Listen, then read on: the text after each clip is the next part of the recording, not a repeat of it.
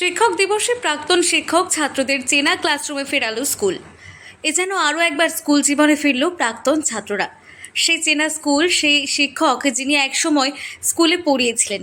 কবে স্কুলের গণ্ডি পেরিয়ে সবাই এখন নিজ নিজ কর্মক্ষেত্রে, কিন্তু এখন স্কুলের উদ্যোগে প্রাক্তন ছাত্ররা সহপাঠীদের সঙ্গে ক্লাসরুমে একই বেঞ্চে বসে ক্লাস করলেন স্কুলের প্রাক্তন শিক্ষক, যাদের কাছে একসময় পড়াশোনা করেছিলেন। এই শিক্ষকের কাছে আরও একবার পুরনো স্মৃতিকে মনে করিয়ে আশীর্বাদ স্বরূপ শ্রেণীকক্ষে শিক্ষকের সামনে আরও একবার হাত বাড়িয়ে দিলেন বেত্রাঘাত খাওয়ার জন্য। চেনা স্কুলে দেখলাম সেই পুরনো মুখগুলো, এখন নতুন ছাত্রদের তো আর চিনি না, এখন সেই পুরনো মুখগুলো একটু চিনতে পারলাম। তারা এখন আগে ছাত্র ছিল, এখন সমাজ জীবনে প্রতিষ্ঠিত, তারা বিভিন্ন ব্যস্ততার মধ্যে রয়েছে, তাদের চেহারা আকৃতির অনেক পরিবর্তন হয়ে গেছে, তারা খুব দায়িত্বশীল হয়েছে, এইগুলোই বোঝা গেল। সেটা ওর মনের একটা ইচ্ছা যে মার খেলে তার জীবনটা আর একটু সুখী হবে, তা সেই হিসেবে আমিও একটু ওকে স্পর্শ করলাম যাতে ও আরও বেশি সমৃদ্ধি লাভ করে।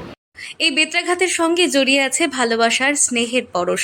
ঘটনাটি উত্তর 24 পরগনা জেলার বসিরহাট মহকুমার মালতীপুর হাই স্কুলের ঘটনা। শিক্ষক দিবস উপলক্ষে এদিন অভিনব স্মৃতিচারণ ধরা পড়ল। পড়ছে মানে ভীষণভাবে পড়ছে, একদম 2008, তার আজ এই 17 বছর পর। আর এর সঙ্গে যা জড়িত আছে আমাদের স্কুলের, সে তো অনেক কিছুই। সেই জামান স্যারের মার, রোহিত স্যারের সেই শাসন এবং মহসিন স্যার যাদের সঙ্গে ক্লাস করেছি, হয়তো সেই সময় বদমাইশিটা বেশি করতাম ক্লাসে, পড়াশোনাটা কম করতাম। তো আজকে সেই দিনগুলোকে মিস করছি বেশি বেশি করে।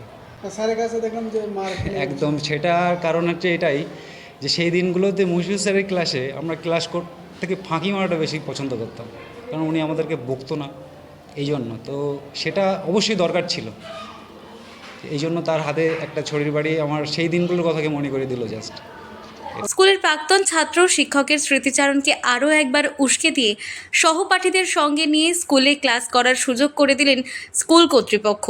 ছাত্রছাত্রী এবং শিক্ষকদের মধ্যে যে একটা পুনর্মিলন, এবং আগামী দিনে আমাদের ইচ্ছা আছে যে প্রাক্তন ছাত্র, বিশেষ করে প্রতিষ্ঠিত তো বটেই, সবাইকে নিয়ে স্কুলের কিভাবে উন্নয়ন ঘটানো যায়, এবং তারা যেহেতু আশেপাশেই সব থাকে, পরিবেশটা আরও উন্নত করার জন্য এই পুনর্মিলন বা একটা বন্ধন সৃষ্টি করা। না, সত্যি মানে আমিও অভিভূত হলাম যে এখনকার যেখানে কর্পোরাল পানিশমেন্ট আমাদের নিষেধ, সেখানে প্রাক্তন ছাত্ররা তারা ভুলতে পারে না সেই বেতের আঘাত, যেটা তাদেরকে অনুপ্রাণিত করত বা পঠন পাঠন তৈরি করতে উদ্বুদ্ধ করত।